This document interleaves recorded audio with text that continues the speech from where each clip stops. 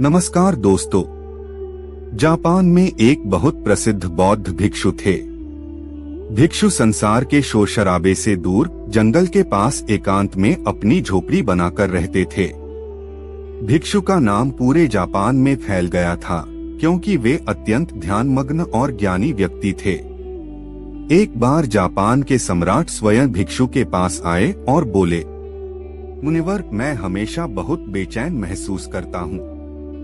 मेरे मन में हर समय एक हलचल सी रहती है। हालांकि मेरे पास धन है, ऐश्वर्य है और वे सब सुविधाएं हैं जिनके बारे में लोग सपने देखते हैं, फिर भी मेरे भीतर इतनी अशांति और चिंता क्यों है? भिक्षु मुस्कुराए और बोले, इस प्रश्न का उत्तर तुम्हें स्वयं पता है, बस तुमने कभी अपने भीतर झांकने की कोशिश नहीं की। क्या तुम एक प्रयोग करोगे जिसके बाद तुम्हारे जीवन से यह अशांति और चिंता सदा के लिए दूर हो जाएगी? यह सुनकर सम्राट उत्साहित हुए और बोले, बताइए मुनिवर, मुझे क्या करना होगा? भिक्षु बोले, अगले 10 दिनों तक तुम्हें इस आश्रम में एक साधारण व्यक्ति की तरह जीवन बिताना होगा। इन 10 दिनों में तुम जितना हो सके उतना कम बोलोगे और अधिकतर समय एकांत में मौन रहकर बैठोगे। सम्राट ने सहमति दे दी। पहले दिन उनका मन पहले से भी अधिक विचलित और अशांत था। सैकड़ों प्रश्न उनके मन में उठ रहे थे और आश्रम के साधारण जीवन में वे असहज महसूस कर रहे थे।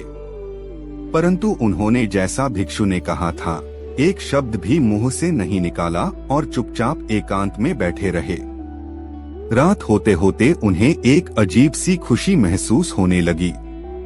उनके भीतर की बेचैनी कुछ कम होने लगी। दूसरे दिन सम्राट शांत होकर बैठे रहे। वे पेड़ पौधों, फूलों, पत्तियों और आकाश में उड़ते पक्षियों को देख रहे थे। आज पहली बार उन्होंने महसूस किया कि उनके आसपास की प्रकृति कितनी सुंदर है। उन्होंने पूरे दिन प्रकृति को गहराई से देखा और महसूस किया। इसी तरह 3-4 दिन बीत गए। अब तक सम्राट के मन की सारी हलचल, सारी अशांति धीरे धीरे शांत हो चुकी थी। 5वें दिन की सुबह जब सम्राट एकांत में बैठे, कुछ ही देर में उनकी आंखें अपने आप बंद हो गईं और वे ध्यान में लीन हो गए। पूरा दिन वे आंखें बंद किए बैठे रहे और गहरे ध्यान में उतर गए। न कोई शब्द, न कोई चिंता। सम्राट के भीतर से एक अद्भुत शांति और आनंद प्रवाहित हो रहा था। बाकी दिन भी उन्होंने ध्यान में बिताए। 10वें दिन वे भिक्षु के सामने उपस्थित हुए, उनके चरणों में झुके और बोले, मुनिवर, अब मुझे अपने प्रश्न का उत्तर मिल गया है कि मेरे भीतर इतनी अशांति क्यों थी। भिक्षु ने मुस्कुराकर पूछा, बताओ तुम्हें क्या उत्तर मिला? सम्राट बोले, मैं आवश्यकता से अधिक बोलता था। दिन भर अपने लोगों से निरर्थक बातें करता और फिर अकेले में उन्हीं बातों को सोचता रहता, जिससे मेरा मन बेचैन और अस्थिर हो गया। मन की अशांति के कारण मैं अपने किसी कार्य में मन नहीं लगा पाता था। असफल होता गया और असफलता से और भी अधिक चिंतित और क्रोधित होता गया। इस प्रकार मेरा जीवन नीरस और दुखी हो गया। परंतु इन 10 दिनों में मैंने जाना कि मैं जीवन को गलत ढंग से जी रहा था। मैंने यह भी सीखा कि ध्यान करने की आवश्यकता नहीं है। ध्यान अपने आप होता है जब मन शांत, स्थिर और मौन होता है।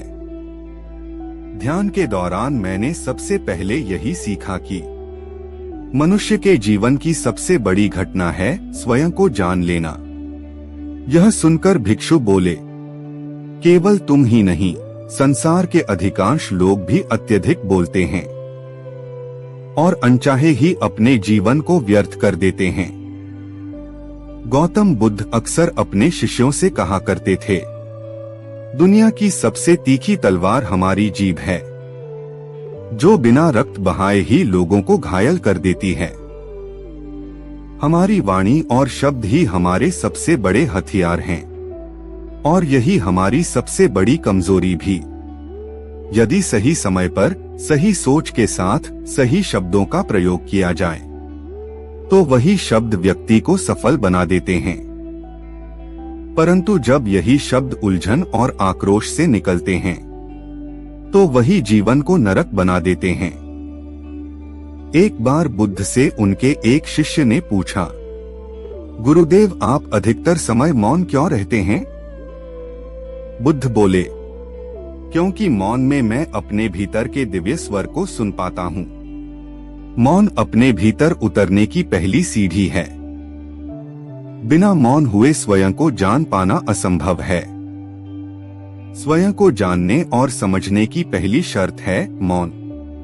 जो लोग बहुत बोलते हैं उनका मन बिखर जाता है, और जो अपने मन पर नियंत्रण खो देता है वह कभी एकाग्र नहीं हो सकता। और जब एकाग्रता ही नहीं तो जीवन का सत्य कैसे समझेगा? भिक्षु की बात समाप्त हुई और सम्राट अपने महल लौट गए। दोस्तों, आपने भी देखा होगा कि जो लोग बहुत बोलते हैं वे अक्सर दूसरों के लिए हंसी का विषय बन जाते हैं, जबकि जो व्यक्ति कम बोलता है और अपने शब्दों पर अडिग रहता है लोग उसकी इज्जत करते हैं, उसकी बातों पर भरोसा करते हैं। जो बहुत बोलते हैं वे अपने विचारों के प्रति आश्वस्त नहीं होते, उनका मन अस्थिर होता है, और अस्थिर मन वाला व्यक्ति किसी भी कार्य में सफल नहीं हो सकता जिसे यह ज्ञान हो कि कब, कहां और क्या बोलना है। उसका व्यक्तित्व आकर्षक बन जाता है और वह हर कार्य में सफल होता है। यदि हम महान और सफल लोगों के जीवन को गहराई से देखें तो पाएंगे कि वे अपनी बात को बहुत कम शब्दों में समाप्त करते हैं और हर बात पर गहराई से सोचते हैं। जो अधिक बोलते हैं वे अक्सर झूठ भी बोलते हैं, दूसरों की निंदा भी करते हैं, इसलिए उनके अपने लोग भी उनसे दूर रहना चाहते हैं। हमारे भारतीय उपनिषदों में भी कहा गया है, हमारे शब्द ही वास्तविक ब्रह्म शक्ति हैं।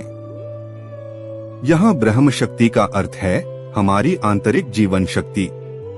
ब्रह्मा अर्थात ज्ञान। मौन से धैर्य आता है, धैर्य से ध्यान आता है, और ध्यान से हम अपने जीवन के प्रति सजग हो जाते हैं।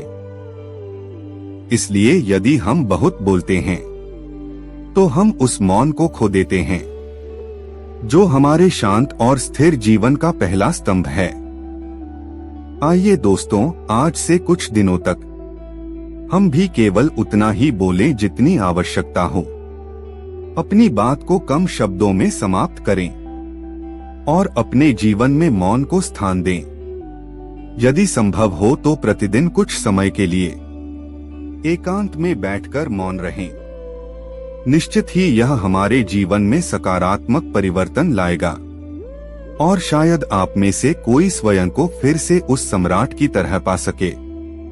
दोस्तों, अगर यह कहानी अच्छी लगी तो इसे अपने मित्रों और परिवार के साथ जरूर साझा कीजिए।